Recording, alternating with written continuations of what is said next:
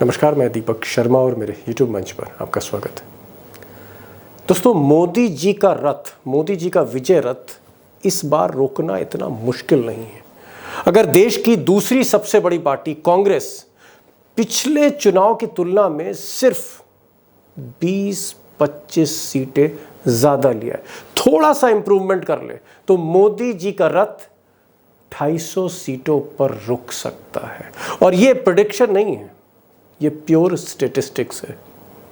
और अगर पिछली चुनाव की तुलना में 2019 के चुनाव की तुलना में 25-30 सीटों की जगह कांग्रेस 40-50 सीटें ज़्यादा लाती है, यानी 40-50 सीटों का इजाफा होता है इस बार, तो कांग्रेस 100 का फिगर टच करेगी, 100 का फिगर टच करेगी। और 100 सीटों का मतलब होगा कि मोदी जी के लिए तीसरी बार सरकार बनाना वाकई मुश्किल होगा। और ये बात दोस्तों मैं हवा में नहीं कह रहा हूँ, आज एक्सपर्ट्स के साथ सारे फैक्ट्स आपके सामने मैं रखने जा रहा हूँ इस वीडियो में। बस मेरी गुजारिश है, गौर से देखिएगा। अब दोस्तों, कांग्रेस की जो अपनी इंटरनल असेसमेंट रिपोर्ट है वो जाहिर करती है कि दक्षिण भारत में, साउथ इंडिया में इस बार फिर कांग्रेस अच्छा प्रदर्शन करेगी। और अगर आप ये 4 राज्य देखें डीप साउथ में, केरल है, तमिलनाडु है, कर्नाटक है, तेलंगाना है, तो ये जो 4 राज्य हैं इसमें तमिलनाडु में डीएमके के साथ कांग्रेस की सरकार है, कर्नाटक में कांग्रेस की खुद की सरकार है मेजॉरिटी में, और तेलंगाना में अभी हाल में कुछ महीने पहले ही तेलंगाना में कांग्रेस ने अपनी सरकार बनाई है। तो 4 में से 3 राज्यों में कांग्रेस की सरकार है। अब यहाँ पर मोदी जी इस बार बहुत कोशिश कर रहे हैं। मोदी जी तमिलनाडु का दरवाज़ा खोलना चाहते हैं, मोदी जी केरल में कोशिश कर रहे हैं, लेकिन ठीक है, वोट शेयर बढ़ सकता है, सीटें बढ़ने वाली नहीं है। और अगर आप रिपोर्ट देखेंगे, असेसमेंट रिपोर्ट देखेंगे, तो केरल में 20 में से 12 सीटें कांग्रेस को मिल रही हैं, तमिलनाडु में 7 सीटें मिल रही हैं, तेलंगाना में 8 सीटें मिल रही हैं। ये बहुत कंजर्वेटिव फिगर है, 8 से 10 सीट भी हो सकती है। कुल मिलाकर 27 सीटें, 27 से 30 भी हो सकती कांग्रेस। और बीजेपी, जैसे मैंने पहले कहा, काफ़ी कमज़ोर है, 3-4 सीटें, और वो भी तेलंगाना में। हो सकता है तमिलनाडु और केरल में खाता फिर से ना खुले। अब कर्नाटक को मैं अलग से दिखा रहा हूँ क्योंकि कर्नाटक बीजेपी का गढ़ रहा है। जो स्थिति बीजेपी की तमिलनाडु या केरल में है वो कर्नाटक में नहीं। बीजेपी शुरू से कर्नाटक में अच्छा परफॉर्मेंस देती आई है। पिछली बार मोदी जी ने 2019 में 28 में से 26 सीट जीत ली थी, लेकिन अब वहाँ पर कांग्रेस की सरकार है और ऐसा जानकार कह रहे हैं कि कांटे की टक्कर है। कांग्रेस को 12 से 14, बीजेपी को 13 से 15 सीटें मिल रही। यानी आप कह सकते हैं कि 10 से 11 सीटों का नुकसान इस बार कर्नाटक में बीजेपी को हो सकता है। अब दोस्तों, मोदी जी का रथ कहाँ फंस रहा है, कैसे फंस रहा है, क्यों फंस रहा है, इस पर तो मैं एक्सपर्ट के साथ खुलासा करूँगा। लेकिन एक नज़र एक और राज्य पे देख लेते हैं, महाराष्ट्र पे। महाराष्ट्र एक बड़ा राज्य है, उत्तर प्रदेश के बाद दूसरा सबसे बड़ा राज्य, 48 सीटें। और बीजेपी यहाँ बहुत अच्छा करती रही। 2014 और 2019 में मोदी जी 48 में से 41 सीटें जीत गए, लेकिन तब उनके साथ शिवसेना ओरिजिनल थी, उद्धव ठाकरे थे। अब उद्धव ठाकरे नहीं है। और इस बार कांग्रेस महाराष्ट्र में अच्छा करने जा रही है, 6-7 सीटें जीत सकती है। और अगर आप कहें एनडीए यानी मोदी जी, 41 की जगह इस बार 24 से 28 तक की सीटें उनको मिल रही। यानी महाराष्ट्र जो एक बहुत बड़ा राज्य है, यूपी के बाद सेकंड बिगेस्ट स्टेट, हालत खराब है यहाँ पर मोदी जी की। और एडवांटेज कांग्रेस है, एडवांटेज कांग्रेस। अब दोस्तों, अगर हिंदी हार्टलैंड की बात करें, मोदी जी के गढ़ की बात करें, मोदी जी के मजबूत किले की बात करें, तो यही कांग्रेस की सबसे कमज़ोर कड़ी है। राहुल गांधी की सबसे कमज़ोर कड़ी हिंदी हार्टलैंड है, हिंदी पट्टी है। और इसलिए पिछली बार 2019 में मोदी जी का जो स्ट्राइक रेट था 100% था। 100% स्ट्राइक रेट का मतलब है कि 10 में 10 सीट जीते, कहीं 25 में 25 सीटें जीते। जैसे हरियाणा 10 में 10 सीट जीत गए, दिल्ली में 7 में 7 सीट जीत गए, राजस्थान में 25 में 25 सीट जीत गए, गुजरात में 26 में 26 सीट जीत गए, हिमाचल में 4 में 4 जीत गए, उत्तराखंड में 5 में 5 जीत गए। 100% स्ट्राइक रेट। मध्य प्रदेश में भी 29 में 28 जीत गए। अब सवाल यह है कि ये जो हिंदी हार्टलैंड है, मजबूत किला, अगर आप साल भर पहले तक देखें तो मोदी जी मजबूत थे। लेकिन कुछ घटनाक्रम ऐसे हुए किसान आंदोलन के बाद, या यूं कहें ये जो आम आदमी पार्टी पर जिस तरह से क्रैकडाउन मोदी जी ने किया, या ईडी के चक्कर में कई बड़े नेता जेल में डाल दिए, कुछ इस तरह का घटनाक्रम हुआ कि हरियाणा में मोदी जी की स्थिति बड़ी खराब हो गई। मुख्यमंत्री उन्होंने बदलना पड़ा, मनोहर लाल खट्टर को बदलना पड़ा। जहां 10 में 10 सीटें ले गए थे, वहां कई सीटें फंसी हुई हैं। राजस्थान में भी किसान आंदोलन का असर है, 25 में 25 सीटें इस बार नहीं मिल रही, वहाँ भी कई सीटें फंसी जो मैं आपको आगे बताऊंगा एक्सपर्ट के साथ जब बातचीत करूंगा।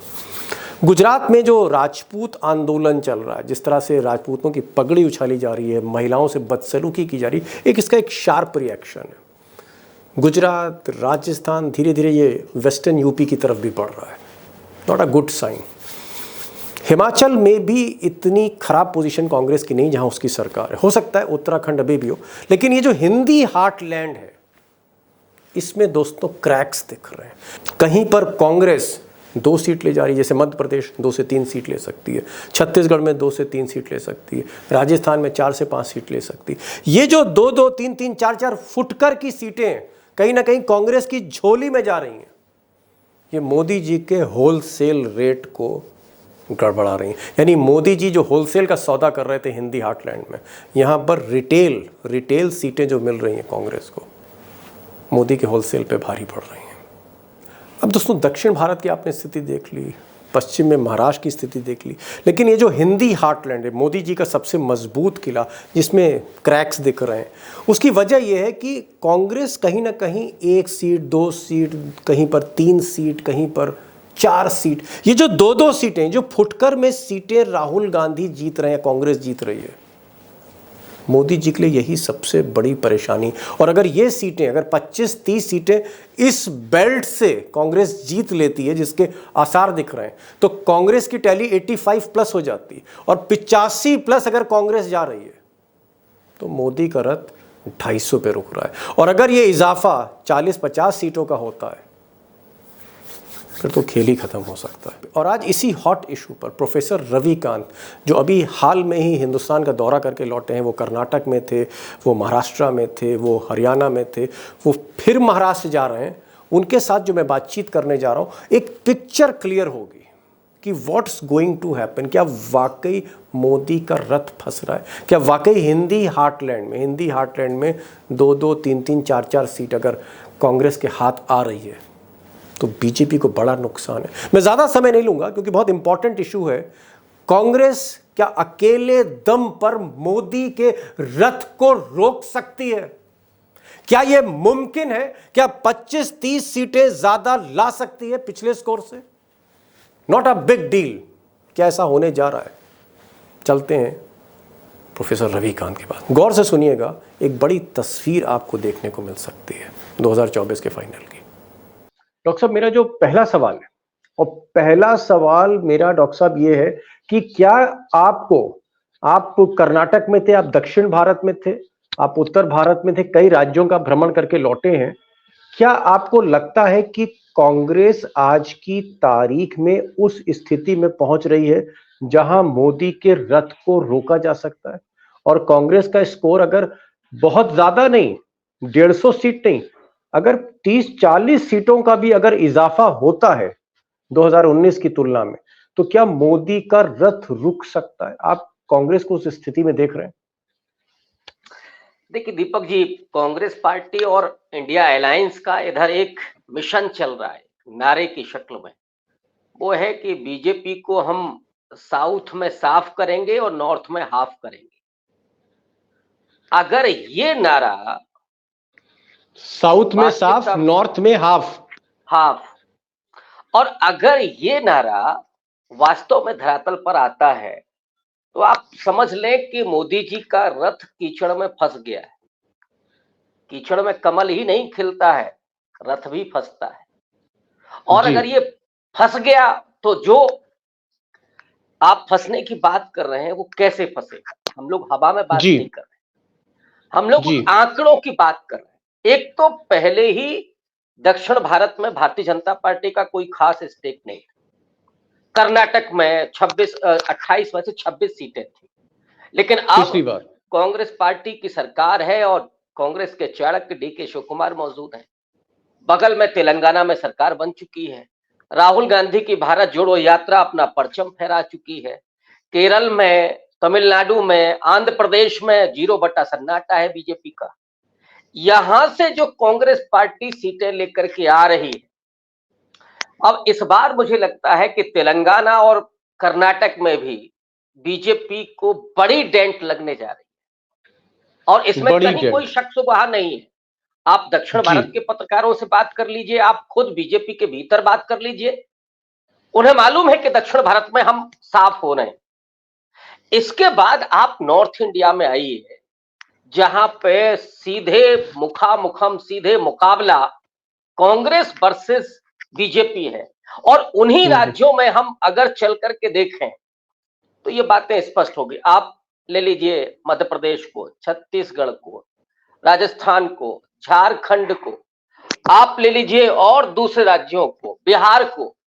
इन राज्यों में अगर कांग्रेस पार्टी का परफॉर्मेंस बढ़ता है पिछले चुनाव की अपेक्षा, और इसमें कोई दो राय नहीं है कि राहुल गांधी की दोनों यात्राओं के बाद और खड़गे जी के कांग्रेस पार्टी के राष्ट्रीय अध्यक्ष बनने के मतलब बाद, डॉक्टर साहब, आप ये कह रहे हैं कि जहां डायरेक्ट फाइट है, जहां डायरेक्ट बीजेपी वर्सेस कांग्रेस है, राहुल बनाम मोदी का जहां युद्ध है, जैसे हरियाणा है, राजस्थान है, मध्य प्रदेश है, छत्तीसगढ़ है, हिमाचल प्रदेश है, आप कह रहे हैं कि इन सूबों में, इन प्रदेशों में अगर कांग्रेस डेंट करती है तो ये डायरेक्ट मोदी की झोली से सीटें जा रही हैं, मोदी को नुकसान हो रहा है, निश्चित रूप मोदी की से, जेब कट रही है। निश्चित रूप से दीपक जी, यहां पर 100 का स्ट्राइक रेट है। आप गुजरात चले बीजेपी का। जाइए, हरियाणा ओहो। चले जाइए, राजस्थान चले जाइए, मध्य प्रदेश चले जाइए, एक ही सीट थी कांग्रेस की, लेकिन लगभग 100% का है। इन राज्यों में इस बार डेंट लगने जा रहा है। हरियाणा में आप स्थिति देख लीजिए, राजस्थान में 5-6 सीटें ऐसी हैं जहां कांग्रेस जीतने की स्थिति में है।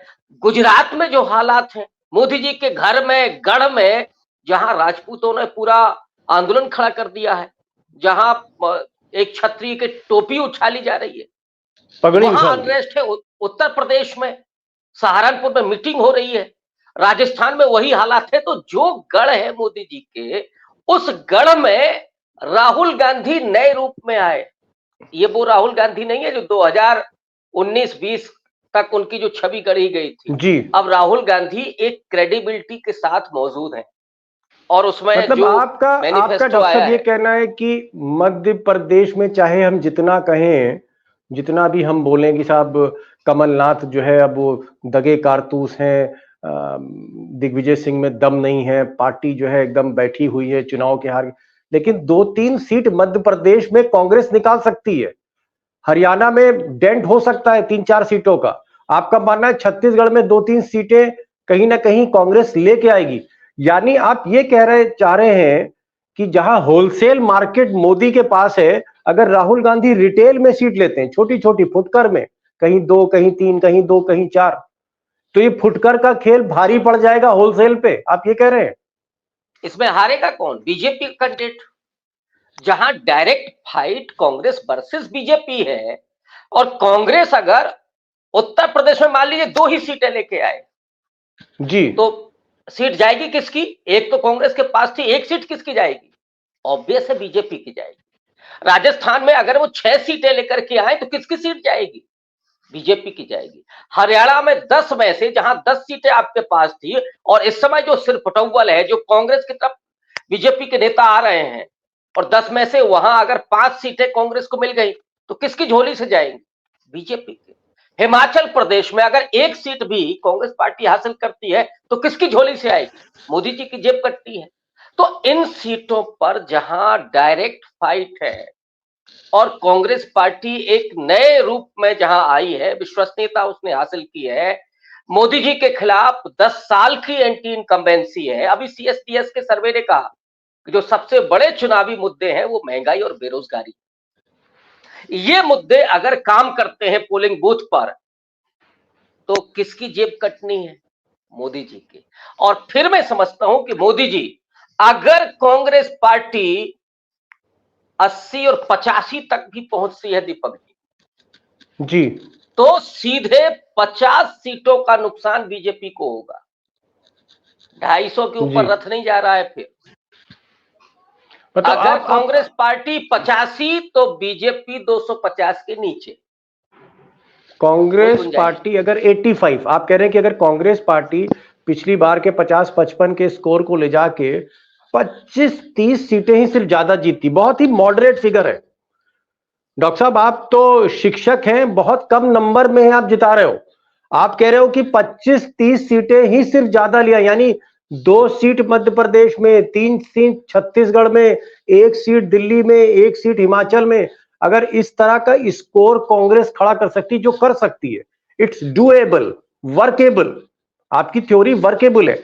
आपका कहना है कि फिर कहीं ना कहीं एक बड़ा नुकसान हो रहा है, क्योंकि जो बीजेपी की बेल्ट है आप उसमें सेंधमारी कर रहे हो, आप ये कहना चाह रहे हैं? डेफिनेटली साउथ में तो हम छोड़ देते हैं, या नॉर्थ ईस्ट में हम छोड़ देते हैं, लेकिन जहां सीधे फाइट, हालांकि नॉर्थ ईस्ट में भी स्थितियां आप बदल गई हैं। आप मणिपुर में प्रत्याशी नहीं उतार पा रहे हो, नागालैंड मिजोरम में जा नहीं पा रहे हो, असम में भी बीजेपी की सीटें घट रही हैं। घट पश्चिम रही। बंगाल में आप कितना लड़ेंगे? चलिए पश्चिम बंगाल मान लेते हैं कि वहां टीएमसी वर्सेस बीजेपी है, लेकिन आप चलिए हिमाचल प्रदेश, जिन राज्यों का हम लोगों ने नाम लिया, और जो लोग उम्मीद कर रहे हैं, डीके शिव कुमार ने जो वादा किया कि हम तो आपको दक्षिण भारत और महाराष्ट्र से ही 100 सीटें दे रहे हैं, कांग्रेस पार्टी को अगर 100 सीटें मिल गई तो तब तो फिर बीजेपी 200 पे बुक हो रही है, क्योंकि क्या कांग्रेस मतलब आप जैसे कह ही रहे, नहीं नहीं, पढ़ेगी। आप डॉक्टर साहब, आप जो सिनेरियो दे रहे हैं, सिनेरियो 1 आपका ये है कि अगर 85 पे 85 पर कांग्रेस पहुंचती, 85 सीटें लाती है, जो मुझे लगता है बहुत ही मामूली फिगर है। 543 सीटों में 85 सीट की आप बात कर रहे हैं, तो अगर 85 सीट लाती है, ये एक बहुत बड़ा डेंट मोदी को होगा। मोदी की गिनती 250 पे रुक जाएगी, रथ 250 पे खड़ा है। आपने कहा कि अगर कांग्रेस 100 सीटें लाती है, 100 जो ला सकती है, नेशनल पार्टी है, तो फिर आप कह रहे हैं कि मोदी की सरकार नहीं बन रही? डेफिनेटली कोई भी ताकत फिर मोदी की सरकार नहीं बना सकती। 250 पे तो उम्मीद बनती है कि आप तोड़ा ताड़ी, खरीदा फरोखी सब करें, लेकिन 220 और 200 पर आकर के बीजेपी रुकती है तो फिर किसी भी सूरत में ये सरकार नहीं बन सकती। और सारा दारोमदार अब कांग्रेस के परफॉर्मेंस पर निर्भर करता है, क्योंकि उसकी जो डायरेक्ट फाइट है वो तकरीबन मुझे लगता है कि 200 सीटों पर डायरेक्ट फाइट है कांग्रेस की जी। बीजेपी के साथ, अच्छा जहां डॉक्टर साहब, मजबूती के साथ फाइट। एक चीज और, वैसे कांग्रेस की बड़ी आलोचना हो रही है। बीजेपी कह रही है कि साहब इस बार 55 सीट लिया है, 60 सीट पे हम सिमट जाएगी कांग्रेस। इस तरह की बातें गोदी मीडिया के चैनल कर रहे हैं, इस तरह की बातें गोदी मीडिया के अखबार कर रहे हैं कि कांग्रेस बहुत ज्यादा कुछ करने वाली नहीं इस बार। आप कह रहे हैं कि 55-60 नहीं, कम से कम आप 20 सीट और दे रहे हो, 80-85 तक। आपको लगता है, जैसे आप मध्य प्रदेश में रहे, आप कर्नाटक में कई दिन रहे, काफी इंटरेक्शंस आपके हुए वहां पर, आप अभी महाराष्ट्र जाने वाले, उससे पहले भी आप महाराष्ट्र में थे, ये जो आप राज्य घूम रहे हैं और वहां से जो फीडबैक आ रहा है, आपको लगता है कि ये जो टारगेट है, आपने जो टारगेट दिया 85 सीटों का, ये बहुत मुश्किल नहीं है? आपको लगता है डुएबल है, हो जाएगा, राहुल गांधी कर लेंगे? ये बहुत आसान है, क्योंकि ये चुनाव कांग्रेस पार्टी और विपक्ष से ज्यादा जनता लड़ रही है। अब आप सोचिए, बीजेपी का कोई एजेंडा कामयाब नहीं। हिंदुत्व कितने लोगों का एजेंडा है? 8%। राम मंदिर कितने परसेंट लोगों का एजेंडा है? 2%। तो महंगाई और बेरोजगारी और इन 10 सालों में जो हुआ, उसके आधार पर पोलिंग बूथ पर लोगों की लाइन दिखाई देगी। तो ये बहुत आसान है। अब उत्तर प्रदेश में जहां पे बैठा हुआ हूं मैं इस समय, स्मृति ईरानी को क्या लगता है कि इस बार राहुल गांधी को हरा लेंगी? मैं सबसे प्रमुख सीट पर ही, जब राहुल गांधी इस सीट पर, अमेठी की जनता जो कह रही है कि हम उनको जिताना चाहते हैं, उसका इफेक्ट क्या उत्तर प्रदेश की और दीगर सीटों पर नहीं होगा? होगा, ऑब्वियस होगा। और दूसरे राज्यों में, कर्नाटक से लेकर के और दक्षिण भारत तो पूरा है ही, मणिपुर और नॉर्थ ईस्ट में क्या राहुल गांधी का प्रभाव नहीं है? जम्मू कश्मीर आप कैसे छोड़ देंगे? फिर आप इधर आएंगे, बंगाल में क्या कांग्रेस पार्टी को सीट नहीं मिलेगी? मिलेगी। तो ये जो परिस्थितियां हैं उसमें मुझे लगता है कि 85 सीट तो हम लोगों ने मिनिमम दी है, मतलब इससे नीचे तो फिगर जाता ही नहीं है कांग्रेस का किसी भी कीमत पर। और अगर जरा भी धक्का लग गया तो ये 100 पार करेगा, और अगर 100 पार करता है तब तो फिर दिन में तारे नजर आएंगे मोदी जी। दिन में तारे नहीं, आपने डॉक्टर साहब बड़ी बात कही। आपने कहा कि कांग्रेस अगर 85 तक जाती है या 90 क्रॉस करती, 90 सीटों तक पहुंचती है, और साथ में आपका ये भी कहना है कि फिर भाई हेमंत सोरेन कुछ करेंगे, केजरीवाल कुछ इसमें कहीं ना कहीं कंट्रीब्यूशन करेंगे, दिल्ली में 1-2 सीटें आम आदमी पार्टी जीतेगी।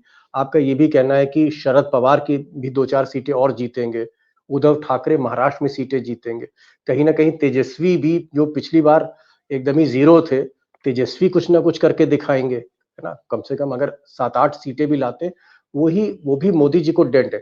तो कुल मिलाकर जो सिनेरियो आप दे रहे हैं कि अगर 85 कांग्रेस आए और उसके बाद ममता बनर्जी, अरविंद केजरीवाल, तेजस्वी यादव, उद्धव ठाकरे और शरद पवार, ये जो बेल्ट है बीजेपी की, जो किला है, इस किले में जो खिलाड़ी हैं, अगर ये 2-2, 4-4, 5-5 सीटें भी कम करने में अगर कामयाब होते हैं तो मोदी जी के लिए एक बड़ा नुकसान है। डॉक्टर साहब, एक अंतिम सवाल मैं पूछना चाह रहा हूं। अगर 250 पे सरकार आती है बीजेपी की, चलिए मान लिया किसी ना किसी तरह से वो नवीन पटनायक, नायडू बाबू या जोड़ तोड़ के सरकार बना लेंगे, मिली जुली सरकार मोदी जी की किस तरह की होगी? मैं ये जानना चाह रहा था एक लाइन में, क्योंकि मोदी जी तो भाई प्रचंड बहुमत की ही बात करते हैं। ये जो बैसाखियों पे मोदी होंगे फिर कैसे होंगे? अभी जो बेलगाम है ना, कि गुजराती लॉबी का पूरा खेल चल रहा है, फिर वो लगाम लग जाएगी, नथ जाएंगे ओ, मोदी जी। ये ओहो, दो ओहो, घोड़े पूरे देश को रौंद रहे हैं ना, फिर वो नहीं लगाम होगा। नहीं है।